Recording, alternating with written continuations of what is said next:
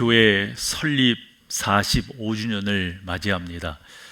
화곡동의 성인교회로 시작해서 88년도에 이 목동으로 이사를 하면서 목동 제1교회라는 이름으로 선대 목사님을 비롯해서 제가 이대로 지금 45년 차 우리 교회가 하나님의 은혜 가운데 잘 진행되어져 오고 있습니다. 저는 오늘도 예배를 준비하면서 감사한 것 중에 하나가 지난 45년 동안 하나님께서 선하게 인도하셔서 교회라고 하는 게 덜어는 출렁출렁 그럴 때가 있는데 그러한 과정 없이 잘 지내올 수 있도록 인도하신 하나님 너무 감사하다. 그 하나님을 영화롭게 합니다. 하나님 고맙습니다. 이런 마음으로 그러한 자세로 오늘 이 자리에 서면서 어떻게 우리 성도들과 함께 말씀을 나눌까? 여러분, 건물이 오래되면 그 건물이 건강한 건물인가 구조 진단이라는 것을 해보잖아요. 그렇듯이 45년이 지난 우리가 제대로 가고 있는가? 우리는 든든한 반석 위에 잘 세워져 있는가? 익숙한 본문을 통해서 여러분과 같이 말씀을 나누기를 소망합니다. 특별히 오늘 18절에 보면은 그렇게 표현하고 있어요. 이 교회를 내 반석 위에 세우시겠다. 이 반석 위에 내 교회를 세우겠다. 이렇게 우리 주님께서 말씀하셔서 진짜 우리는 그 주님의 반석 위에 잘 세워져 가고 있는가? 함께 이 구조 진단이라는 거 있잖아요. 그렇게 해 나가고 싶습니다. 특별히 이 반석이라고 하는 것에 대해서 이런저런 주장들이 지난 시간 있었습니다. 예를 들어서 이 반석을 사람으로 보는 한쪽이 있습니다. 그래서 이 반석은 베드로를 상징하는 것이다. 그래서 베드로가 일대 교황이고 그 다음 교황이다. 뭐 이런 식의 주장들이 있잖아요. 근데 우리는 그렇게 보지 않는 거죠. 왜냐하면 베드로가 신앙 고백을 16절에서 제대로 한 것이면 틀림이 없습니다. 주는 그리스도시요 살아계신 하나님의 아들이십니다. 훌륭한 고백이잖아요. 그래서 17절에서 우리 주님 칭찬하세요. 그리고 나서 18절에서 그와 같은 신앙 고백 위에 내 교회를 세우겠다라고 말씀하신 거지, 베드로 너 위에 교회를 세우겠다 이런 말씀은 아니라고 생각합니다. 왜냐하면 그 뒤에 우리 주님께서 이제 무르익었다 싶어서 당신이 오신 목적을 제자들에게 말씀하세요. 내가 예루살렘으로 올라가서 대제사장들과 서기관들에게 고난을 받고, 그러니까 십자가의 죽으심과 부활을 말씀하시게 되니 베드로가 극구 말립니다. 절대 그런 일이 없을 거라고. 그때 우리 주님께서 베드로에게 16장 23절에 뭐라고 말씀하시냐면, 사단아 내 뒤로 물러가라.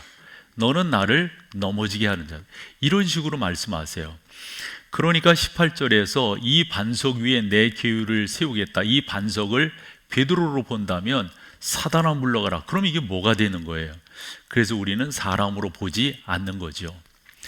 이 반석 위에 내 교회를 세우겠다라고 하는 그 반석이라고 하는 게 사실 베드로를 상징하는 것이면 의미가 있어요.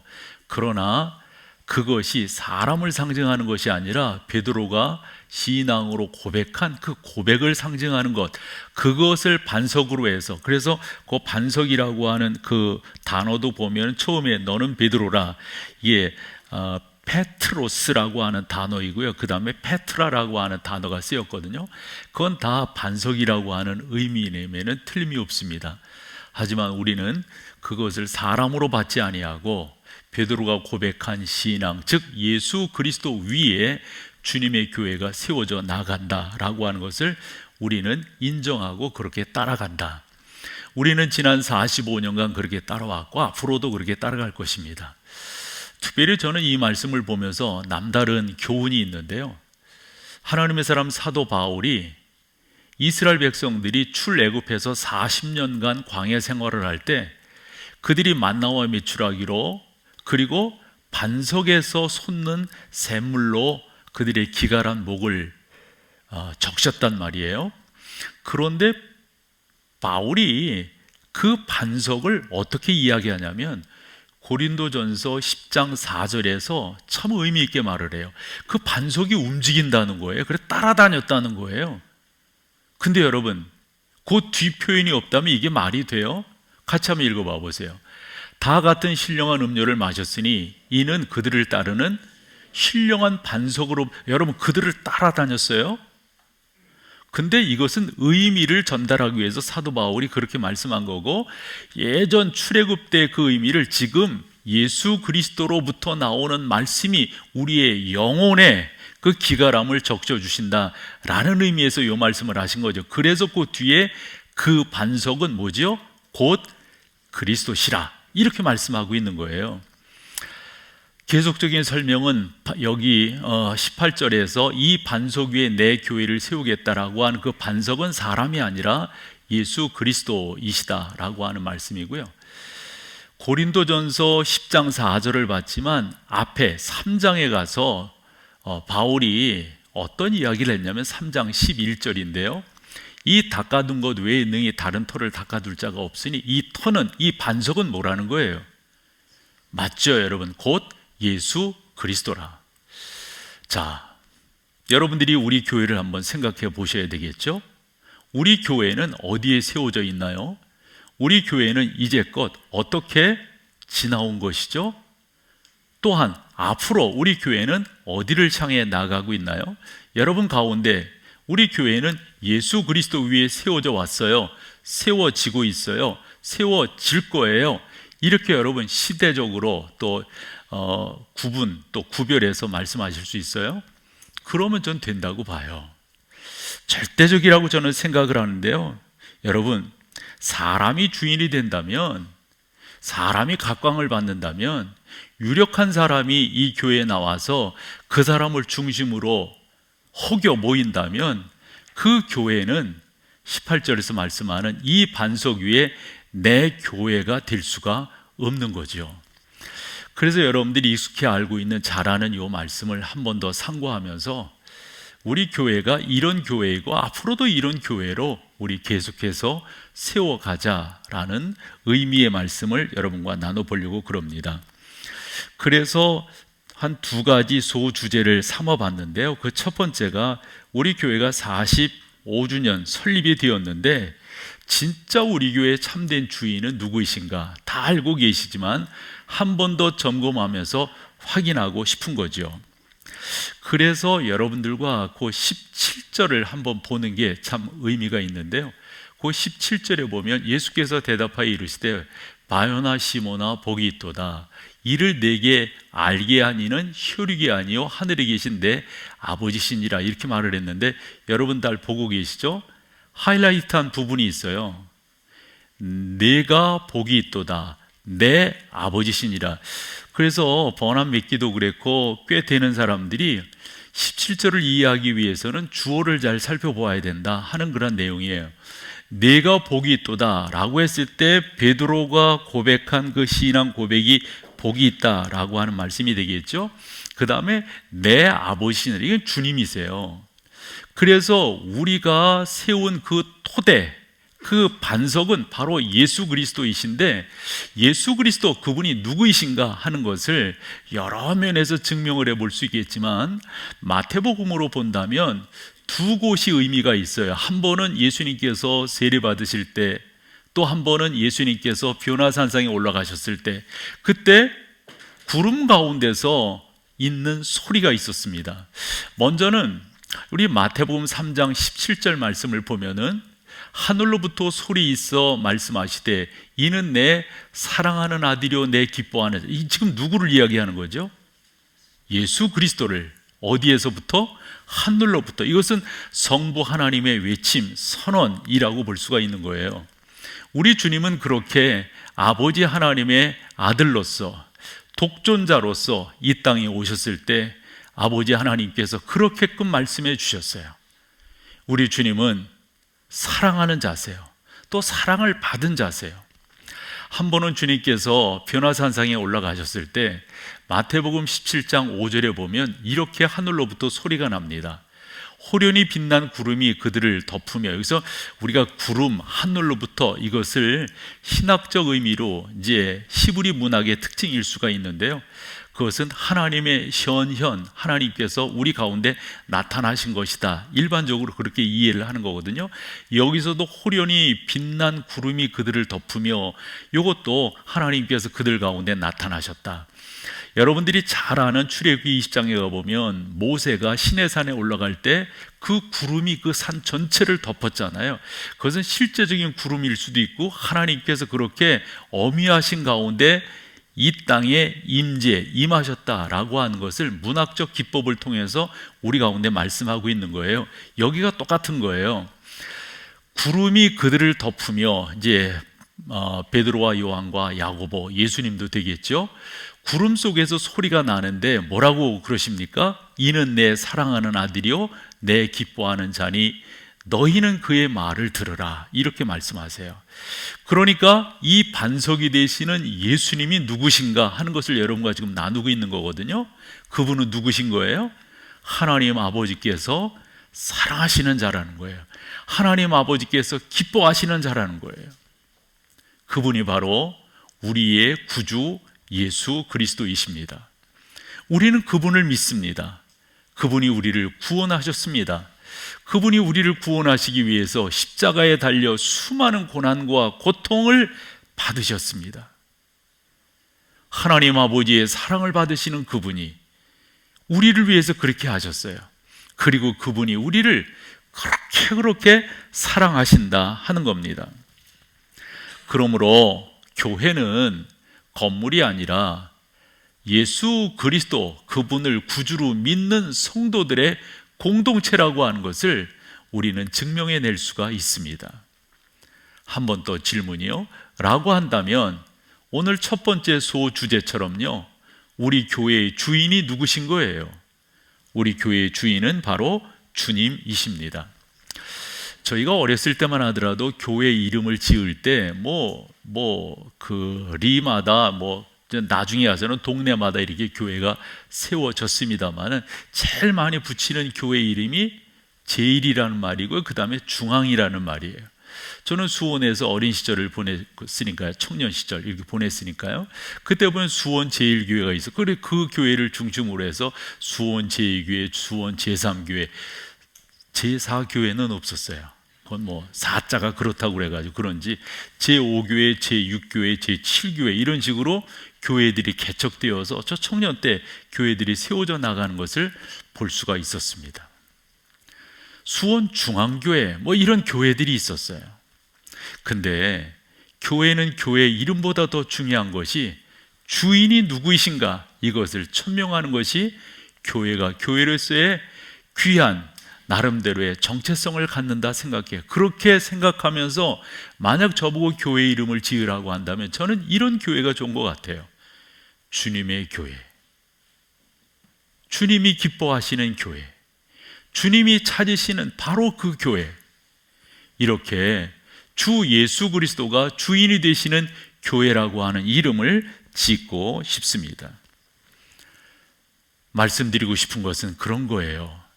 사람이 스포트라이트를 받는 교회가 되어서는 안 된다는 거죠. 특별히 목사가 그러한 함정에 빠지기가 쉬운데요, 목회자가 자꾸 그런 스포트라이트를 받으면 안 되는 거죠. 유력한 사람이 우리 교회에 있다고 한다면 그 양반이 우리 교회에 스포트라이트를 받으면 안 되는 거죠. 사람들은 다 내려놓아야 되는 거예요. 저는 교육자들과도 종종 이런 이야기를 해요. 우리 교회 교육자들에게 우리는 못하는 사람입니까? 우리는 무슨 일을 하는 사람입니까? 라고 하는 아주 근본적인 질문을 던지면서 하는 이야기가 우리는 서비스하는 사람입니다. 우리는 성도들을 향해서 서비스하는 사람입니다. 성도들이 우리의 고객이요 손님입니다. 우리가 그분들을 잘 섬기고 그분들이 신앙생활 잘하도록, 그분들이 하나님을 잘 섬기도록 때로는 설교로, 때로는 찬양으로, 때로는 기도로, 때로는 상담으로, 때로는 신방으로 성도들을 돕는 자리에 있습니다.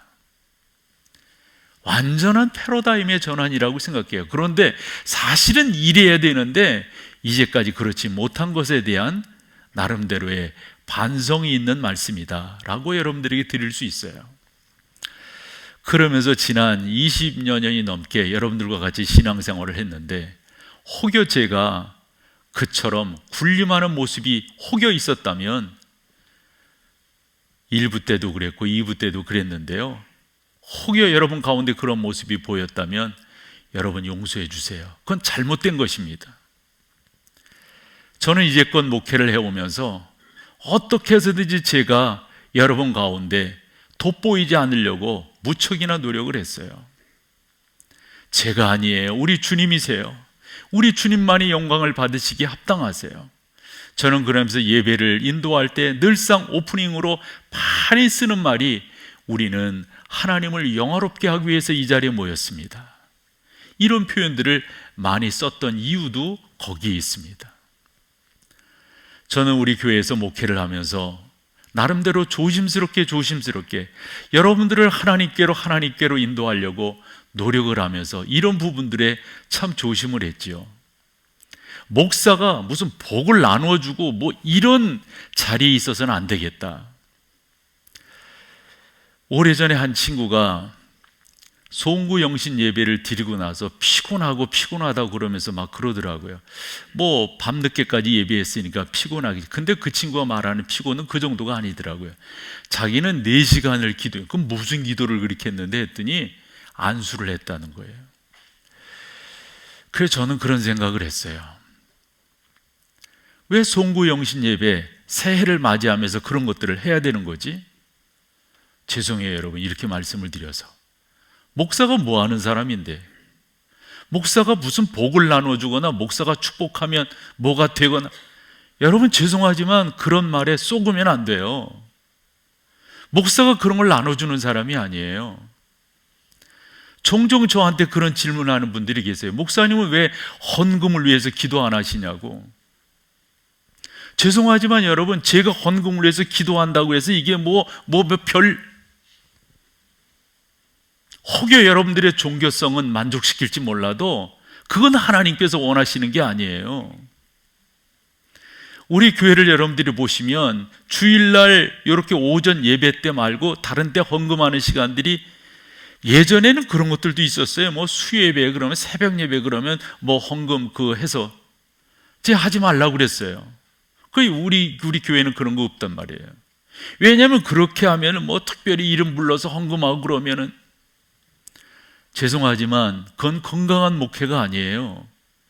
우리 주님이 중심이 되고, 우리 주님, 저는 여러분들에게 서비스하는 입장에서 여러분들이 하나님과 교제를 잘 이렇게 돕는 입장이지, 제가 뭐를 나눠주거나 그 중간에서 뭐를 하는 것이 아니란 말이죠. 아시다시피 저도 기도해요. 여러분들과 같이 기도하고요. 그러나 그 기도할 때 특별히 조심하는 게 안수하지 않으려고 그래요. 제가 뭐 안수한다고 뭐 특별히 그런 식의 신앙이라고 한다면 여러분 건강한 신앙이라고 볼 수가 없는 거죠. 여러분 한 분 한 분이 주님과 1대1로 만나서, 히브리 저자가 말한 게 있잖아요. 왜 그렇게 히브리 교인들이 그리스도 안으로 이렇게 넘어오면서 자꾸 옛날 이야기하는 거예요. 그때 모세는, 그때 율법은, 제사는 뭐 어떻고. 그때 히브리 저자가 뭐라고 말합니까? 왜 그런 의존적 신앙을 갖냐고. 우리 주님께서 십자가를 지시면서 어떠한 일을 하셨냐고. 휘장을 갈라놓지 않았냐고.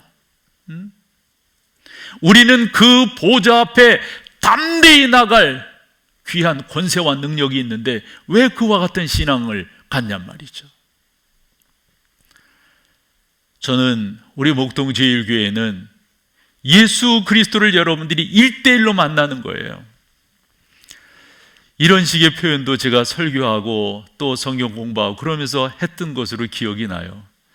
목사 의존적 신앙은 건강한 신앙이 아니라 자가 발전적 신앙으로 가는 것이 건강한 신앙이다 라고 말씀을 드렸어요. 그러나 일반적으로 자가 발전이라고 하는 게 한계가 있어서 주일날마다 이렇게 모여서 목사의 설교로, 또한 격려로, 동료로 여러분들만 도움을 얻는 것이 아니라 설교를 준비하는 목사인 저도 큰 도움을 얻어요. 이렇게 나가야 되겠구나. 저는 목회를 하면서도 제 안에 고민 있는 게 있어요. 요즘에 무슨 기도를 이렇게 듣다 보면 말이에요, 꽤 많은 사람들이 기도 중에 축복하며 어법으로도 안 맞아요. 죄송하지만 혹여 여러분 가운데 목사인 제가 안 하는데 우리 목동제일교회 성도라면 그렇게 기도하면 안 되죠. 그런 게 유행처럼 번져나가고 있어요. 무슨 자기가 무슨 역사를 이루고 뭘 나눠주고 왜 제가 종종 말이 통하는 친구들에게 물어요. 왜 그렇게 기도하냐고. 기도는 하나님 앞에 올리는 거지 당신이 뭔데 거기다 대고 축복을 하고 있을 수 없어요. 건강한 신앙, 개혁주의 신학이 아닙니다. 저는 이 목회를 하면서 종종 고민이 되는 것 중에 하나가 마지막에 축도를 한단 말이에요. 축복을 하는데 이것이 과연 내가 그런 권한이 있어서 할 수 있는 거냐? 저는 그렇다라고 생각 안 해요. 그래서 제가 친한 친구에게 물었어요. 그 친구는 신학교에서 교수를 하는 친구니까, 야, 내 이런 생각하는데 너 생각 어떠냐? 내가 속이 시원할 정도로 그 친구가 말을 해주더라고요. 그래서 자기는 축도할 때 이렇게 하기보다도 이렇게 손을 하는 것이 더 옳다라고 생각을 한다고. 그런데 만약 제가 그런 식으로 한다면 또 시비 거는 사람들이 많을 것 같아서 이왕 사는 거 내가 힘도 없는데 시비 걸리면 어떻게 하겠어요? 그러면 자꾸 인상이나 쓰게 되고 자꾸 안 좋은 쪽으로 나가고. 그래서 그런 부분들 시비 걸리지 않는, 그러면서도 지혜롭게 목회하는 게 참 중요하겠다 싶어서 지금 제가 말하는 요지는 뭡니까? 교회에서 사람이 중심이 되면 안 된다는 거고, 교회에서 목사가 중심이 되면 안 된다는 거고, 교회에서 목사가 뭔가를 나눠주고 하고 이런 식으로 신앙생활을 하면 안 된다. 이 말씀을 여러분들에게 드리고 있는 거예요. 오직 교회는 예수 그리스도가 주인이시고 그분께만 바라고 그분께만 올려드리고 그분께만 기도하는 것, 바로 그것이 건강한 교회의 기본적 요소다라고 하는 거죠. 대개 교회에서 힘들게 하는 여러 요소들인데 그 중에 하나가, 이 교회도 이렇게 지내다 보면 텃세라는 게 있어요. 내가 이 교회에서 몇 년 동안, 내가 이 교회에서 어떻게, 목사들 가운데 그런 이 아주 옳지 못한 이 수렁에 빠질 수가 있어요. 이 교회를 내가 어떻게 세웠는데. 그런 말이 어디 있어요? 내가 세운 게 뭐예요, 여러분? 주님이 하셨지 내가 했습니까? 적어도 그와 같은 헌신과 노력과 시간이 들어갔지만 그거 내가 한 거예요? 그러면 잘못된 신앙이죠, 여러분. 여러분들이 이 교회에 어느 정도 오래 다니셨고 어떠한 헌신과 수고를 하셨는지 모르지만 모든 영광은 우리 교회의 첫 번째 표징이잖아요. 표지이고요. 뭐죠, 여러분? 모든 영광은 하나님께. 저는 거기에다가 저 나름대로의 말을 붙였어요. 모든 영광은 하나님께, 책임은 내가. 적어도 이와 같은 성숙함으로 우리가 주 앞에 나가야지 다른 것으로 나가면 안 된다라고 하는 게 저의 주장입니다. 그런 교회를 이제까지 해왔지만 앞으로도 세워 나가고 싶습니다. 새로운 교인들이 우리 교회에 올 때 제가 이런 이야기를 해요. 대개 교회를 옮기거나 이사 가거나 그래서 새로운 교회에 등록하면은 아는 지인들이 물어본다고. 어느 교회인데, 어떤 교회인데, 꼭 거기에 덧붙이는 게 목사는 누군데, 이런 거 물어본다고요. 새롭게 온 분들에게 제가 그런 얘기해. 누가 그렇게 묶어들랑 목동제일교회라는 말도 하지도 말고 거기에 김성은 목사 어떤 사람 이런 식의 얘기도 하지 말아라. 그건 건강한 신앙이 아니다. 그럼 뭐라고 말할 거냐? 그 교회는 이런 식으로 말하면 되는 거예요. 청교도주의적 개혁교회이던데요? 되게 못 알아들어.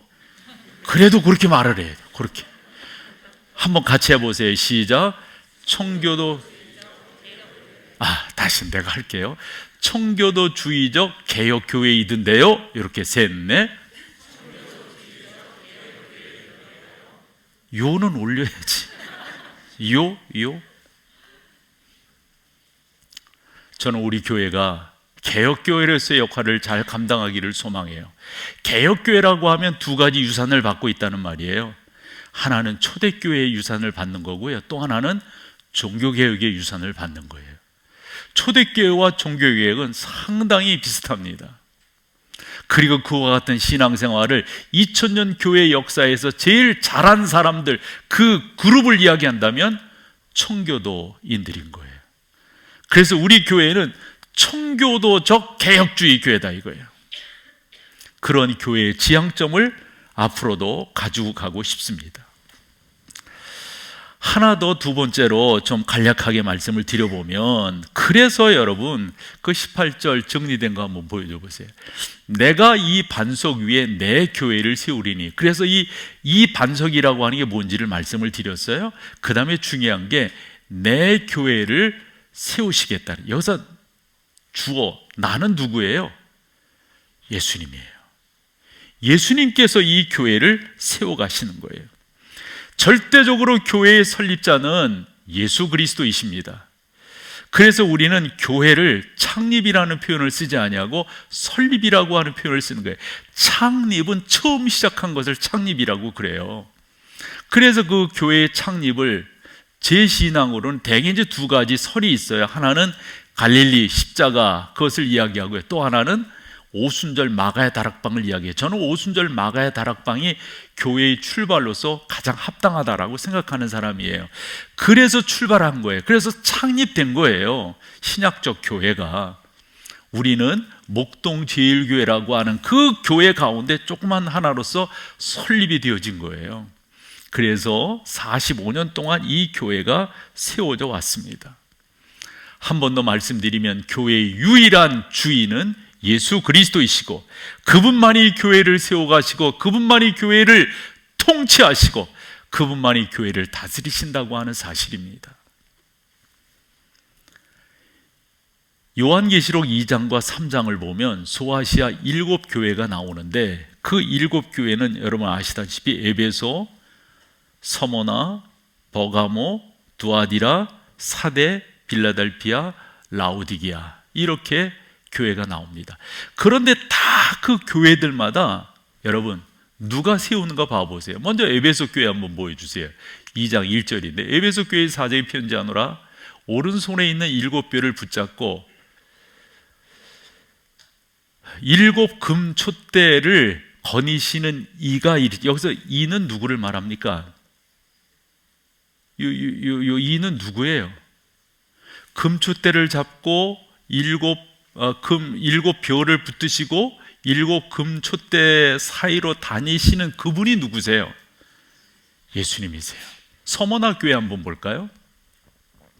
서머나 교회의 사제에게 편지한, 처음이며 마지막이요 알파 오메가라는 말이죠. 죽었다가 살아나신 그분은 또 누구세요? 그분만이 서머나 교회, 그분만이 에베소 교회 말씀하시는 거예요. 버가모로 가볼까요? 버가모 교회의 사자에게 편지하라. 좌우에 날선 검을 가지신 이가.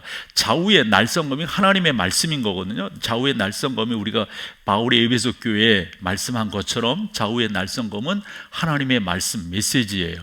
그것을 갖고 우리 가운데 말씀하실 수 있는 그분은 누구신 거예요? 예수님 말고 누가 있어요? 두아디라로 가볼까요? 두아디라 교회의 사자에게 편지하라. 그 눈이 불꽃 같고 그 발이 빛난 주석과 같은 하나님의 아들이 이르시되, 그분만이 교회에 명령하실 수가 있어요. 그분만이 교회를 통치하시는 거예요. 그분 말고는 없어요. 그분 말고는. 사대교회, 빌라델피아로 가보세요. 다 똑같습니다. 다. 라오디게아로 한번 더 가볼까요? 마지막 교회예요. 라오디게아 교회의 사자에게 편지하라. 아멘이시여 충성되고 참된 증인이시여 하나님의 창조의 근본이신 그분이 교회에 말씀하시는 거예요. 사랑하는 여러분, 이 교회에 말씀하시는 그분은 누구시냔 말이에요.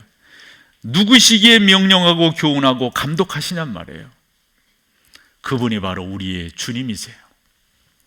존 뉴턴이라고 하는 분이 참 영광스러운 시를 기록을 했는데, 그 시가 곡이 붙여져서 우리 가운데 전해지고 있어요. 그래서 설교 후에 찬송하게 될 건데, 시온성과 같은 교회. 여러분, 너무 영광스러운 우리 교회입니다. 저는 이제껏 이렇게 지내오면서 참 많은 것들을 경험을 해봤는데요, 또 많은 것들을 보았지요. 그런데 여러분, 다 변하더라고요. 나라도 변하고 사상도 변하고 사랑도 변하고, 우리가 대선 가운데 있지만 대통령도 변하더라고요. 처음 취임할 때 약속이 끝까지 지켜주는 분을 여러분들이 누구라고 이야기할 수가 있습니까? 제일 좋은 제도라고 말했었는데 그 제도도 변하더라고요. 이 세상에 이런 종교 저런 종교도 마치 최고인 양 자기들이 주장하고 드러났는데 그것도 변하더라고요. 철학이라고 하는 것은 근본적인 것이기 때문에 변하지 않는다, 이렇게 생각할 수 있을지 몰라도 철학도 시대마다 주장하는 것이 다르므로 변화된 것들을 우리가 얼마나 많이 봅니까? 그러나 찬송가 135장 어저께나 오늘이나 어느 때든지 영원토록 변함없는 거룩한 말씀, 믿고 순종하는 이의 생명 되시며 한량없이 아름답고 기쁜 말일세. 어저께나 오늘이나 영원 무궁 한결같은 주 예수 찬양합시다. 세상 지나고 변할지라도 영원하신 주 예수 찬양합시다. 이분만이 변하지 않아요. 이분만이 우리의 영원한 주가 된단 말이죠. 한 가지만 더 상고하고 마칠게요. 그러므로 주님의 교회는 우리가 주님 그 반석 위에 세워져 있고 그분의 통치를 받고 그분을 영화롭게 하는 그러한 주님의 교회라고 한다면, 주님이 찾으시는 그 교회라고 한다면 그런 교회인 줄로 믿는데, 결과론적으로 우리는 승리하게 될 것이라고 성경은 말씀하고 있습니다. 18절을 다 같이 한번 읽어보겠습니다. 같이 읽어보죠. 시작. 이 반석 위에 내 교회를 세우고, 그 다음이 중요합니다. 뭐라고요? 음부의 권세가 이기지 못하리라. 아멘. 여러분들은 끝까지 승리하게 될 줄로 믿습니다. 승리는 여러분의 것입니다. 주 예수의 이름이 우리를 그렇게 승리하게 할 겁니다. 저는 중국의 지도자 교육을 거의 지금 25년, 거의 30년 이렇게 가는 것 같습니다. 그런데 지하신학교에서 지도자들을 양성을 했고 그들이 목사 한숨 봤어요. 목회를 할 때 지금 시진핑이 다스리는 중국은 너무 힘들어요. 어려워요. 함에도 불구하고 제가 그렇게 말해요. 염려 마시라고. 주님의 교회는 승리하게 될 거라고. 주님의 교회는 일어나게 될 거라고. 그래프 2개 보여줄게요. 지금 중국에서 기독교 숫자는 사실 미미예요. 인구에 비해서. 다음 그래프요. 그럼에도 불구하고 다른 것은 이렇게 하향 되는데 뭐만은 올라가고 있습니까? 기독교만은 올라가고 있습니다. 국민일보가 2030년에 중국의 기독교 인구를 어느 정도로 예상하냐면 2억 4천 내지 3억까지 예상을 해요. 라고 본다면 전 세계 200여 개가 넘는 나라 가운데서 기독교 인구가 제일 많은 나라는 미국이 아니에요. 이제 중국이 되는 거예요. 그렇게 지금 시진핑 치하에서 힘들고 어렵지만 어찌 보면 문화혁명 때보다 66년에서 76년 그 믿는 사람들을 꽃갈콘 모자 세워가지고 인민재판하게 하고 죽창으로 찌르고 막 그러한 어려운 가운데 있었던 그때보다도 지금 교회가 선교사들이 힘들고 어려운 때를 보내고 있어요. 저에게도 많이 도와달라고 그리고 코로나 2년 동안 갈 수가 없었어요. 그저 영상으로 뭐 헌금 이렇게 해서 보내는 걸로 이렇게 돕고 있어요. 하면서 늘상 하는 얘기가 뭐냐면 힘을 내라고. 힘을 내세요. 우리는 승리하게 되어져 있습니다 라고 말을 합니다.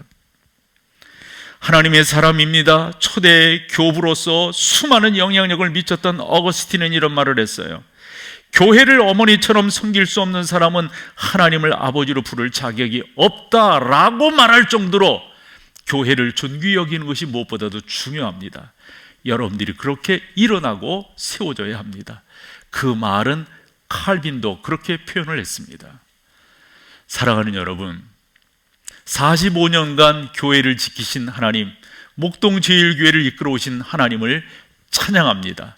우리는 지속적으로 이 교회가 그 반석 위에 세워지기를 소망하고, 이 교회는 예수 그리스도가 주인이시고 예수 그리스도가 다스리시는, 절대적으로 사람이, 그래서 제가 장로님들에게도 무슨 말을 했냐면, 기억하실지 모르지만 우리 교회가 또 그렇지 않기 때문에, 절대 장로님들 당신 뒤로 사람 세우면 안 됩니다.